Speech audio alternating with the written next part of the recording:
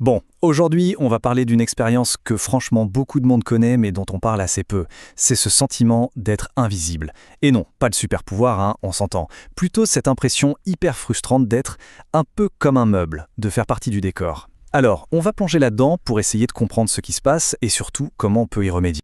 Ah, ça commence fort, hein, cette situation. Qui n'a jamais vécu ça? Franchement, ce moment ultra gênant dans l'ascenseur, ce silence, mais un silence assourdissant, c'est exactement ça. C'est le symptôme parfait de ce qu'on appelle l'invisibilité sociale. On est là, bien présent physiquement, mais pour les autres, eh bien, on pourrait tout aussi bien être un hologramme qui bug. Voilà, c'est ça. Mettons un nom dessus. L'invisibilité sociale. En gros, c'est comme si notre émetteur social personnel était complètement bloqué en mode avion. Le signal ne passe plus. Ce n'est pas de la magie, non, c'est juste une sorte de déconnexion. Et d'ailleurs, cette métaphore de l'émetteur, on va la garder parce qu'elle est vraiment centrale pour piger tout le reste. Ok, alors la grande question c'est pourquoi ce signal ne passe-t-il pas? Avant de résoudre un problème, il faut bien lui diagnostiquer. Et la connexion sociale, c'est un peu comme le Wi-Fi en fait. Pour que ça marche, il faut que l'émetteur et le récepteur fonctionnent. Voyons un peu comment tout ça s'articule. Et en fait, c'est assez simple quand on y pense. La connexion se fait en deux étapes. D'abord, l'étape 1, le signal qu'on émet. On pourrait appeler ça l'appel. C'est le moment où on envoie un signe pour dire « Hey, coucou, j'existe !» Et puis, l'étape 2, la réponse qu'on reçoit. La réponse, c'est-à-dire est-ce que les autres reçoivent et reconnaissent ce signal. Si l'une ou l'autre de ces étapes rate, eh bien la connexion est coupée. C'est aussi simple que ça. Concentrons-nous d'abord sur la première étape, l'appel.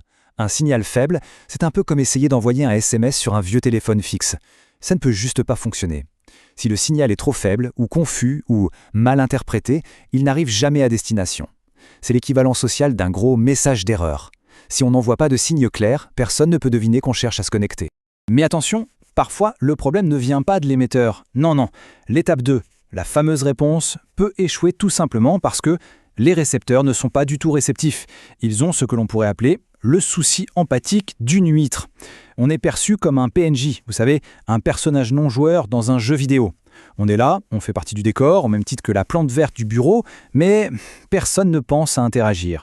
Et ce manque de réceptivité dont on vient de parler, ce n'est souvent pas un hasard. Non, ça a une cause bien précise, qui est liée à des facteurs externes et surtout à la façon dont notre cerveau est câblé pour fonctionner en groupe. C'est ce qu'on va explorer tout de suite. Et voilà ce qui se passe. L'empathie préférentielle. Notre cerveau, il adore trier, il adore mettre les gens dans des cases. Pour ceux qui sont dans notre intragroupe, notre cercle, notre team en quelque sorte, on a de la similarité, de la bienveillance, de l'empathie, pas de problème. Mais pour ceux qui sont hors groupe, là, c'est une autre histoire. On a la différence, l'indifférence, et parfois même ce qu'on appelle la Schadenfreude. Vous savez, cette petite joie un peu malsaine qu'on peut ressentir face au malheur des autres. Et ça, c'est vraiment le point crucial à comprendre. L'exclusion, dans ces cas-là, elle est souvent tacite. C'est-à-dire que ce n'est pas personnel. Les gens ne nous détestent pas, c'est juste que ils ont oublié qu'on occupait un volume dans l'espace. C'est aussi simple et brutal que ça. Pour le groupe, on n'est tout simplement pas sur le bon radar. On ne porte pas le bon t-shirt et hop, notre existence physique passe littéralement à la trappe.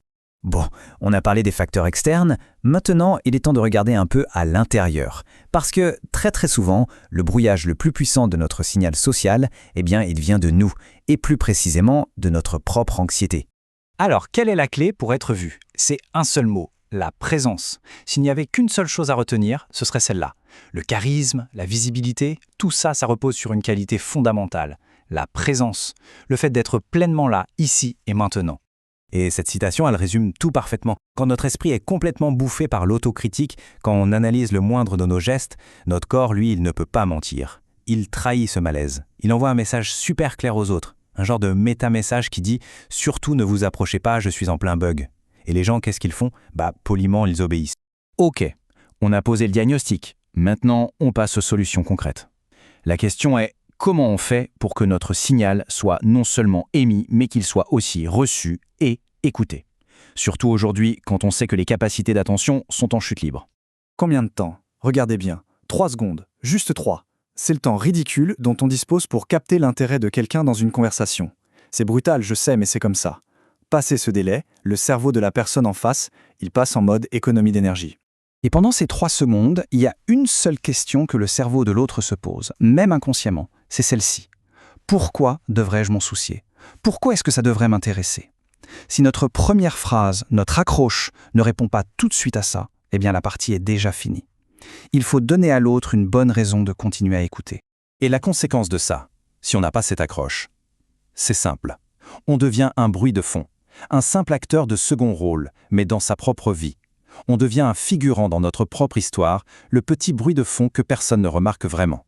Et ça, c'est l'essence même de l'invisibilité sociale. Allez, on arrive au bout. Il est temps de changer de fréquence, d'émettre un HD, si on veut. On a vu le problème, on a vu les causes, qu'elles soient internes ou externes. Maintenant, on rassemble tout ça et on voit comment ajuster nos réglages pour enfin émettre un signal qui soit clair et puissant. Alors, pour résumer, quels sont les nouveaux réglages de diffusion? Il y en a 3. Premier point, il faut activer ces signaux d'appel. Oser émettre, arrêter d'attendre que les gens devinent qu'on existe. Deuxième point, il faut virer le juge interne qu'on a dans la tête, cultiver la présence en faisant taire cette petite voix super critique. Et enfin, troisième point, trouver une accroche pour ces histoires. Pensez à cette fameuse accroche pour être captivante dès le début. Et le but de tout ça, au final, c'est cette transformation. C'est de passer de l'ombre dans le coin à la personne que les gens écoutent. En ajustant sa fréquence, en émettant un signal qui est à la fois clair, confiant et présent, on change radicalement la façon dont le monde nous perçoit. On devient audible, on devient visible. Bref, on existe. Alors, l'invitation est lancée. Il faut sortir et émettre un signal. Dire quelque chose d'un peu inattendu, de personnel, d'intéressant. Juste, peut-être pas à propos de ses chaussettes. Le but, c'est de créer une connexion. Voilà, c'est tout pour cette fois. Merci d'avoir été là.